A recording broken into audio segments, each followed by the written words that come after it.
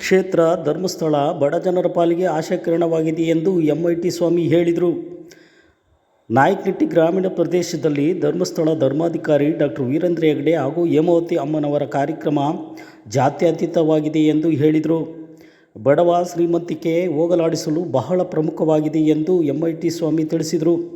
ಗುರುವಾರ ಪಟ್ಟಣದಲ್ಲಿ ಶ್ರೀ ಕ್ಷೇತ್ರ ಧರ್ಮಸ್ಥಳ ಗ್ರಾಮೀಣ ಅಭಿವೃದ್ಧಿ ಸಂಸ್ಥೆ ವತಿಯಿಂದ ಮಾತೃಶ್ರೀ ಹೇಮಾವತಿ ಅಮ್ಮನವರ ಹುಟ್ಟುಹಬ್ಬದ ಪ್ರಯುಕ್ತ ನಾಯಕನಹಟ್ಟಿ ಯೋಜನೆ ಕಚೇರಿ ವ್ಯಾಪ್ತಿಯ ನಾಯಕನಹಟ್ಟಿ ವಲಯದ ನಾಯಕನಹಟ್ಟಿ ಮತ್ತು ಜಾಗನಹಟ್ಟಿ ಗ್ರಾಮಗಳಲ್ಲಿ ಮಾಸಾಸನ ಪಡೆಯುತ್ತಿರುವ ಫಲಾನುಭವಿಗಳಿಗೆ ಹಣ್ಣು ಹಂಪಲ ವಿತರಿಸಿದರು.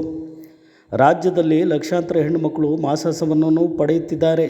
ಶ್ರೀ ಕ್ಷೇತ್ರ ಇಂಥ ಸಾಮಾಜಿಕ ಆರ್ಥಿಕವಾಗಿ ಸಮಾಜದ ನಿರ್ಮಾಣ ಜೋಡಿಸಿರುವುದು ಪುಣ್ಯದ ಕೆಲಸ ಎಂದು ಹೇಳಿದರು. ಇನ್ನು ಮಾಸಾಸನ ಪಡೆಯುತ್ತಿರುವ ಫಲಾನುಭವಿಗಳಿಗೆ ಹಣ್ಣು ಹಂಪಲ ಸ್ವೀಕರಿಸಿ ಹಿರಿಯ ಜೀವಿಗಳು ಮಾತೃಶ್ರೀ ಹೇಮಾವತಿ ಅಮ್ಮನವರಿಗೆ ಶುಭಾಶಯ ಕೋರಿದರು.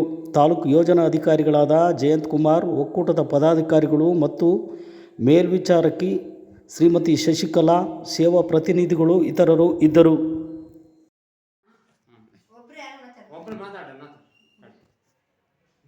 ನಮಗೆ ಮಾಸಾಸನದಿಂದ ಭಾಳ ಅನುಕೂಲ ಆಗೈತೆ.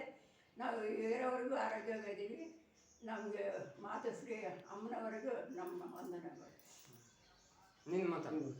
ಅಮ್ಮವ್ರಿಗೂ ದೇವ್ರು ಒಳ್ಳೇದು ಮಾಡಲಿ, ಚೆನ್ನಾಗಿಟ್ಟಿದ್ವಿ. ಅದರಿಂದ ನಮ್ಗೆ ಅನುಕೂಲ ಆಗುತ್ತೆ. ಏನಪ್ಪ ಅಂತಂದರೆ ನನ್ನ ಕೈಲಿ ಅಲ್ಲಿ ಹೋಗಿ ತಗೊಂಬರೋಕ್ಕಾಗಲ್ಲ ಮೇಡಮರೇ.